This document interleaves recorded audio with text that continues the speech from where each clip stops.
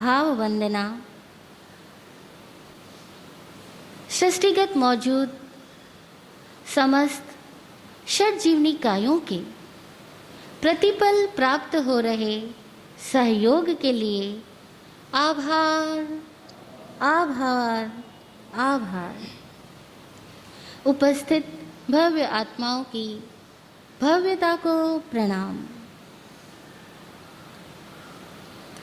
सृष्टिगत विचित्र सत्यों में एक सत्य यह भी है कि आदमी अपनी नीयत के अनुसार परिणाम प्राप्त करता है। नीयत के अनुसार परिणाम प्राप्त करता है। जिसकी जैसी नीयत होती है उसकी वैसी ही नियति बनती चली जाती है। नीयत से होता नियति का निर्माण। नीयत अच्छी है, नियति अच्छी होगी, किस्मत अच्छी बनती चली जाएगी। नीयत खराब है, नियति भी खराब होती चली जाएगी। हमारी नीयत कैसी है, हमारे इरादे कैसे हैं, हमारे इंटेंशंस कैसे हैं, हमारी सोच में विश्वास कैसा है, धारणाएं कैसी है, यही हमारी किस्मत का निर्माण करने वाली है। नियत नियति बनाती है, फिर भी लोग ऐसा कहते हैं कि नियति ने नियत को बनाया। किस्मत ही ऐसी थी इसीलिए आदमी ने दुष्ट कर्म किए। जनरली ऐसा ही सुनने को मिलता है कि उसकी किस्मत में ही ऐसा था कि वो ऐसा बने। किस्मत में ऐसा था, क्यों था? क्योंकि उसकी किस्मत को उसके मत ने बनाया था।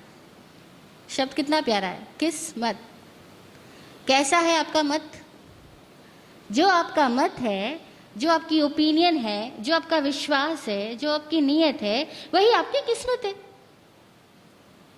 इसीलिए मत क्या रखते हैं हम, विश्वास क्या रखते हैं हम? विश्वास है कि सफल होंगे तो होते हैं, और विश्वासों में भय है, आशंकाएं हैं असफलता की, तो असफलता का ध्यान हुआ और असफल हो जाते हैं। तो इस जिंदगी में हमारी नियत हमारी नियति को बनाती है। अब सवाल अनेकों स्थानों से संबंधित होता है। कभी लोगों के मन में बिजनेस को लेकर सवाल पैदा होता है कि मैं इतना करता हूँ, मिलता क्यों नहीं। तो कभी धर्म स्थान को लेकर के प्रश्न पैदा होता है कि इतनी गुरुओं की सेवा की, भक्ति की, प्रवचन सुना, लेकिन मुझे आत्म साक्षात्कार तो हुआ ही नहीं, कुछ परिणाम तो मिला ही नहीं। अब कुछ लोगों को लगता है मैंने इतना किया फिर भी मुझे नहीं मिला, ठीक है। कुछ लोगों को लगता है हमने तो इतना थोड़ा सा किया, हमें इतना मिला। हमने तो थोड़ी सी सेवा की, इतना आशीर्वाद मिला। थोड़ी सी पर्युपासना की और इतना ज्ञान मिला। अब कुछ लोगों को लगता है बहुत दिया, थोड़ा मिला। कुछ को लगता है थोड़ा दिया और बहुत मिला। अब ये अंतर क्यों है? वाकई ऐसा था कि थोड़ा करने से ज्यादा मिलता है और ज्यादा करने से कम मिलता है? नहीं ना, ऐसा कोई नियम नहीं है कि थोड़ा करने से ज्यादा या ज्यादा करने से कम मिलता है। नियम क्या है? जैसी नियत वैसी नियति। अब नियत क्या थी? कुछ लोग होते हैं जो हर स्थान पे कुछ पाने के लिए जाते हैं, कुछ गेन करने के लिए, कुछ कमाने के लिए, कुछ फायदा की सोच रखते हुए जाते हैं। वे गुरुओं के पास भी जाते हैं, धर्म स्थान भी जाते हैं, तो सोचते हैं यहां जाने से मुझे कुछ तो मिलेगा, कुछ तो मिलेगा। चाहे मुझे 2 शब्द ज्ञान के मिलेंगे, चाहे मुझे गुरुओं का आशीर्वाद मिलेगा। और कई लोग तो जाते जाते कह के जाते, महाराज साहब कुछ तो दे दो, अपने पास से मुपत्ति दे दो, आसन दे दो, माला दे दो, हाथ से कोई किताब दे दो, कुछ तो दे दो। वो कहते हम आए हैं तो आप कुछ तो दो। मैं कहती हूँ ठीक बात है, हमने दुकान थोड़ी खोल रखी है मुपत्ति आसन माला की कि जो आया उसको हम बांटते चले जाएंगे। हम तो अपनी ज़रूरत का रखते हैं, आपको कैसे देंगे? हमारे पास में उतनी ज़रूरत है जितना हमारे पास में सामान, जितना सामान उतनी ज़रूरत, उससे ज़्यादा हम रखते ही नहीं है। लेकिन कुछ लोगों की सोच होती है कि हमें कुछ तो दे दो। ऐसे ही एक बार कुछ लोग आए और बोले, महाराज साहब आपके पास आए हैं तो कुछ तो फायदा ही होगा, कुछ ना कुछ तो लेकर ही जाएंगे। लोग बोले, चले गए। लेकिन मेरे मन में एक जिज्ञासा पैदा हुई कि ऐसा लोग क्यों सोचते हैं कि हम आपके पास आए तो कुछ तो फायदा ही होगा, कुछ तो लेके ही जाएंगे। जिज्ञासा पैदा हुई तो जिज्ञासा का समाधान देने के लिए गुरुजी मौजूद थे। हमने गुरुजी से पूछा, गुरुजी ऐसा सोचने वाले लोगों को क्या मिलता है? गुरुजी ने कहा कि जो लोग लेने की भावना से आते हैं गुरुओं के पास भी, वे वहां पर भी गुरुओं के निर्जरित विकारों को ही ग्रहण करके चले जाते हैं। वे गुरुओं के निर्जरित विकारों को ग्रहण करके जाते, जो गुरुओं ने दोष छोड़े उन दोषों को लेके जाते हैं। और जो गुरु के पास भी कुछ लेने की भावना से नहीं आता है, मात्र प्रेम से सेवा करता है, उसको गुरु का ज्ञान मिल जाता है, उसको गुरु का आशीर्वाद मिल जाता है ना विचित्र सत्य? मुझे जब सुनाई पड़ा मुझे बहुत हैरानी हुई कि ऐसा होता है। लेकिन उसके बाद जब अनुभव किया तो पता लगा, हाँ ऐसा ही होता है। जो हमेशा कुछ लेने की बात रखता है, यहां से कुछ तो मिलेगा, यहां से कुछ तो मिलेगा, वो केवल निर्जरित विकारों को ही ग्रहण करके जाएगा। जो गुरु ने दोष छोड़े हैं, जो गुरु ने अपने दुर्गुण छोड़े हैं, वो भी तो चारों ओर के माहौल में बिखरे पड़े हैं, वो उन्हीं को लेकर के जाएगा। अब ऐसा क्यों है? क्योंकि उसकी भावना हमेशा प्रॉफिट देखने की है, अपना लाभ देखने की है।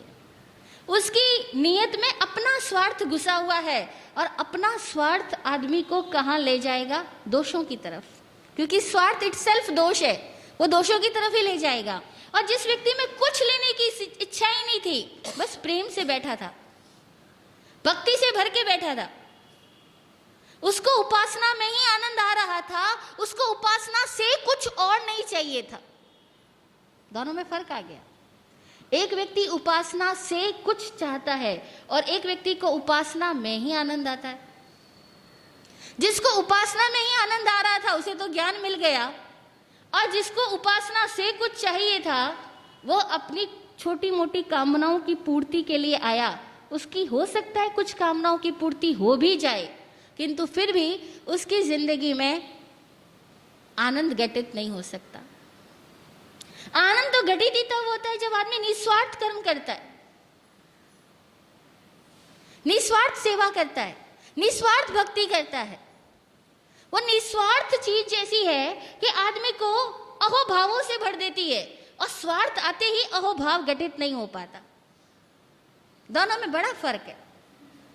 जहां स्वार्थ आया वहां अहोभाव नहीं आ सकता, धन्य भाव नहीं आ सकता, वहां रोमांच नहीं हो सकता।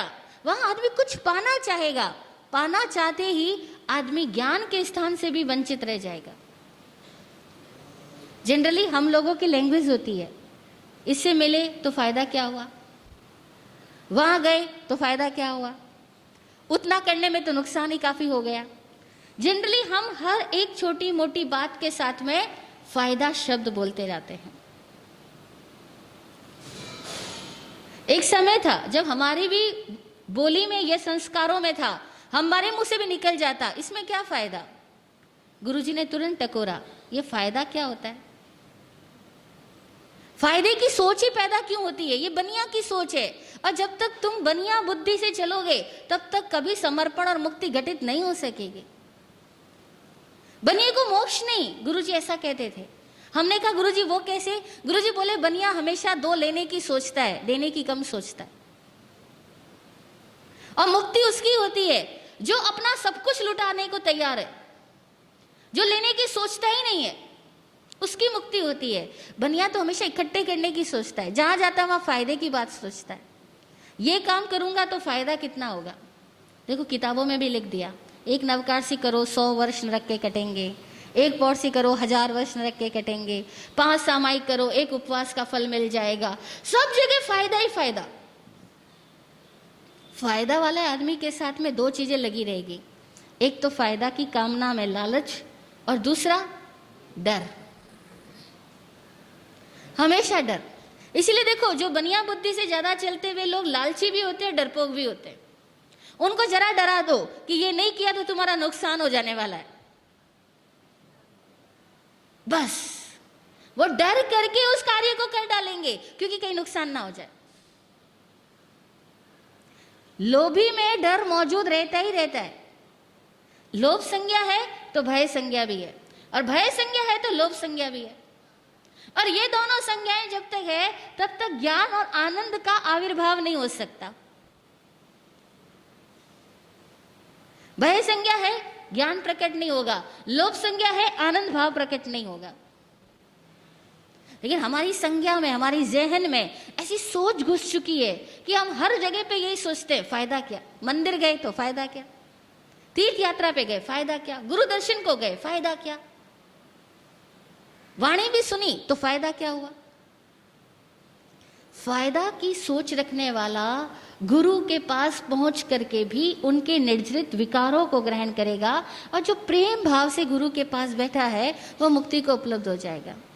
और बड़ी हैरानी की बात कि समव शरण में आने वाले कई तिर्यंच प्राणी आत्मबोध को उपलब्ध हो जाते हैं, और कई मनुष्य आत्मबोध से दूर छिटक जाते हैं। कितनी हैरानी वाली बात है कि तिर्यंच पशु आत्मबोध को उपलब्ध हो रहे हैं और इंसान आत्मबोध से दूर छिटक रहे हैं। ऐसा क्यों? क्योंकि तिर्यंचों के पास में, पशुओं के पास में सहज संज्ञाएं तो होती है, लेकिन बुद्धि में स्वार्थपरक सोच नहीं होती। और अगर वे ज्ञानी के पास बैठते हैं तो ज्ञानी के आभा मंडल को महसूस करते हुए शांत हो जाते हैं, आनंद भाव में आ जाते हैं। उनके भीतर की हिंसक वृत्तियां समाप्त हो जाती है।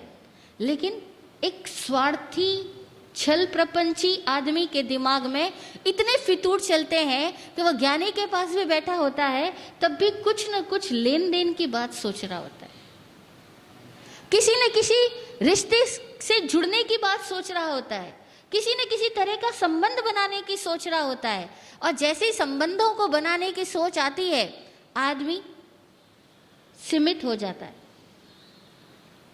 इच्छा केंद्रित सोच आदमी को मुक्ति से वंचित कर देती है, आनंद से वंचित करती है, गुरु के विराट ज्ञान से वंचित कर देती है।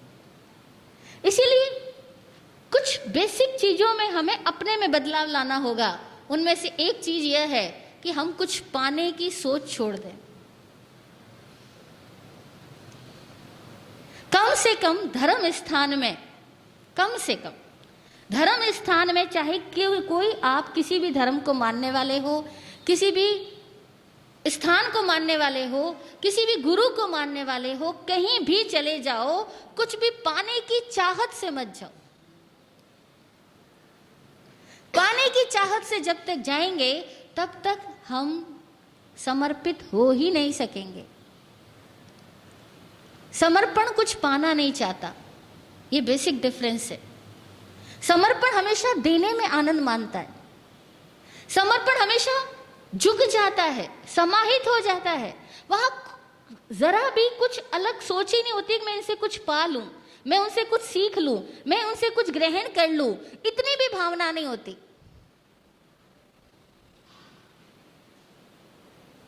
वहां विकल्प ही नहीं पैदा होता।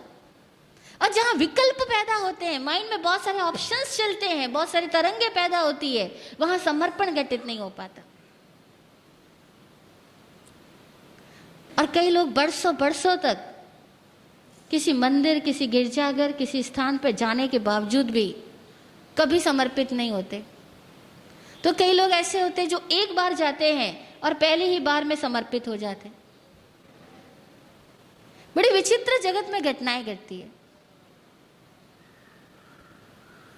एक पंडित था,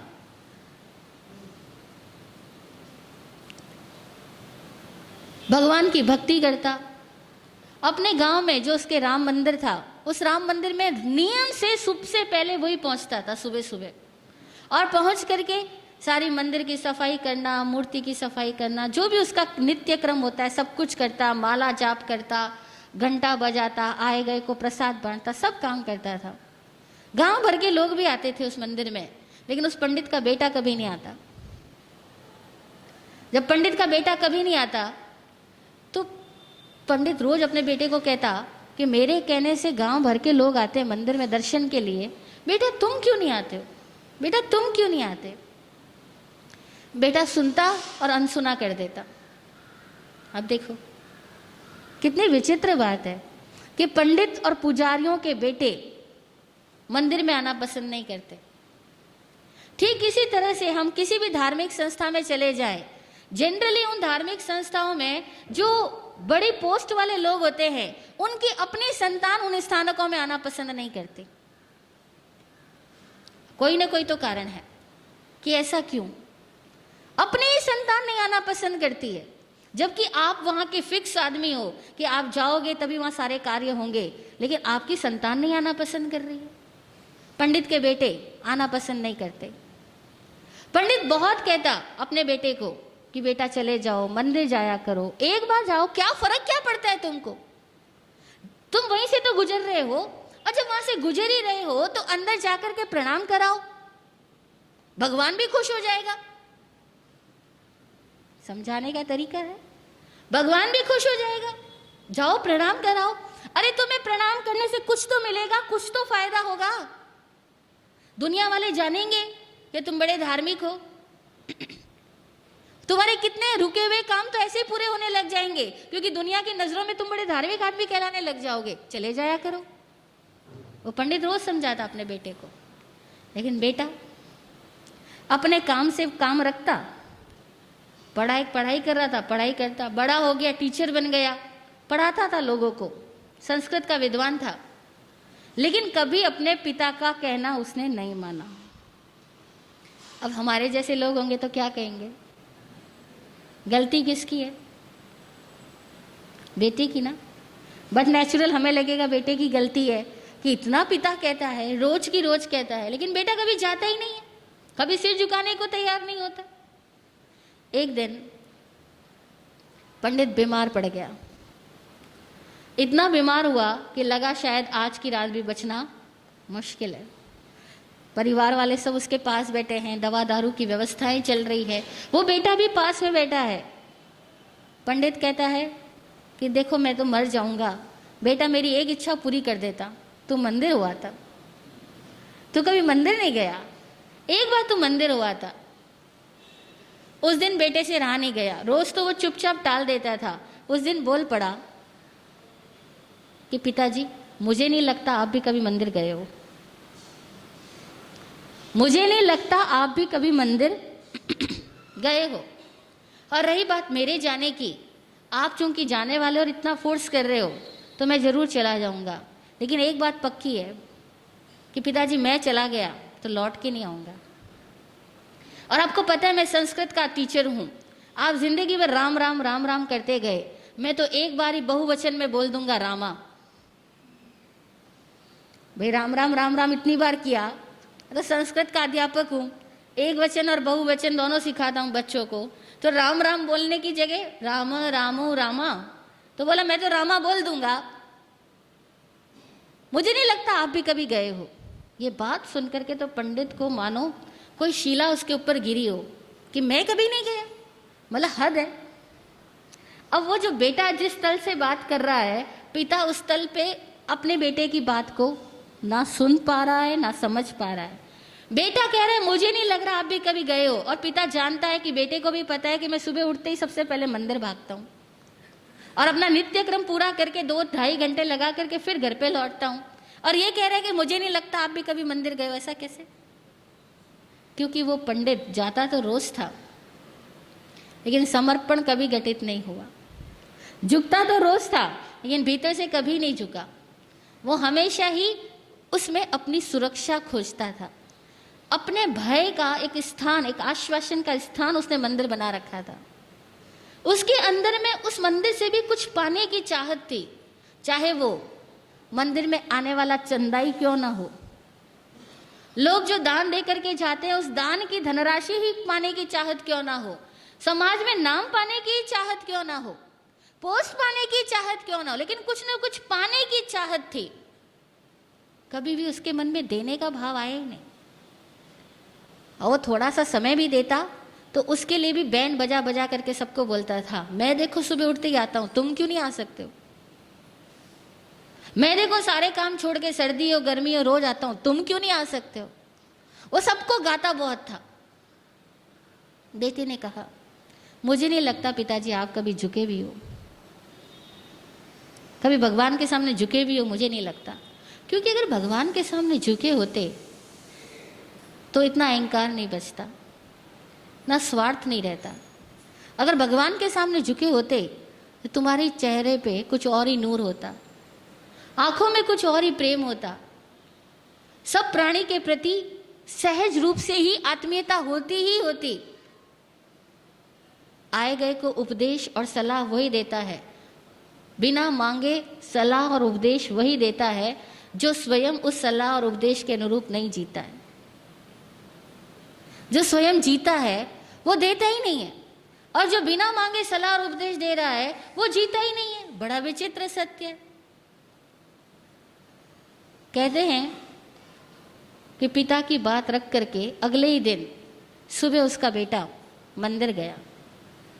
पिता की तबीयत ठीक हो गई, बेटा सुबह मंदिर जाता है और कुछ घंटों के बाद खबर आती है कि आपका बेटा मंदिर की पौड़ियों पर चढ़ा था, सिर झुकाया था और वापस उसने सिर ही नहीं उठाया।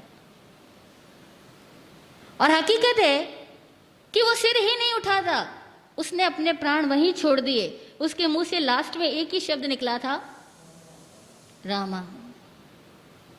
एक ही शब्द निकला, रामा, और उसने अपना प्राण वहीं छोड़ दिए, ऊपर पहुंच गया। विश्वास, समर्पण, क्योंकि वो जीता था धर्म को, वो धर्म को करता नहीं था। वो मंदिर से कुछ पाना नहीं चाहता था, वो भगवान को खुद समर्पित होने गया था। उसने अपने आप को समर्पित कर दिया। भगवत्ता के नूर को वो पा गया, लेकिन उसका पिता जिंदगी में नहीं पा सका।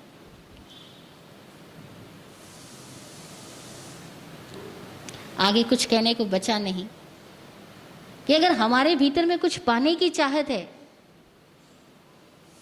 तो धर्म स्थान पे जाके भी स्वार्थ केंद्रित बने रहे तो मुश्किल है समर्पण घटित होना। और समर्पण घटित हो गया तो गुरु और शिष्य कभी भिन्न नहीं रहेगा। गुरु के साथ ही शिष्य अभेद अनुभूति को उपलब्ध हो जाएगा। उसको भक्त कहते हैं जो गुरु का हिस्सा हो गया, जो गुरु को समर्पित हो गया। ऐसे भक्त में ट्रांसफॉर्मेशन हो जाता है, गुरु उसमें प्रकट हो जाता है, शिष्य के अंदर का मैं तत्व गायब हो जाता है। और नहीं तो बरसों बरस हो जाते हैं साधना करते करते, लोग सुनते चले जाते हैं, बुद्धि को भरते चले जाते हैं, और फिर भी हृदय खाली के खाली रह जाता है। उन्हीं अवस्थाओं में जहाँ से वो चले थे, उन्हीं अवस्थाओं में फिर लौट जाते हैं और ऐसे ही मृत्यु को प्राप्त कर लेते हैं। समर्पण, जिसके अंदर कुछ पाने की चाहत नहीं है, उसमें तो सहज हो जाएगा, वरना होना बहुत मुश्किल है। हम सब अपने भावों से समर्पित हो। कम से कम एक स्थान तो ऐसा है जहाँ हमें कुछ भी नहीं चाहिए। हमें प्रेम है निस्वार्थ, निरपेक्ष, कोई अपेक्षा का नहीं। सेवा है भावों से, कुछ पाने के लिए नहीं, किसी को दिखाने के लिए नहीं। अगर एक स्थान पे भी हुआ तो सब स्थानों पे आ जाएगा। ये एक स्थान भी अगर ऐसा हो गया जहां हमारा दिल, दिमाग ही नहीं झुका, दिल भी झुक गया, मत्थेन वंदामी नहीं हुआ, हृदयेन वंदामी भी हो गया, और भावनाओं से वंदना भी हो गई, भावेन वंदामी भी हो गया, वहाँ सद्गुरु का प्रकाश जीवन में घटित होगा। वह हो जाए तो आनंद ही आनंद। जय हो, जय हो, जय हो।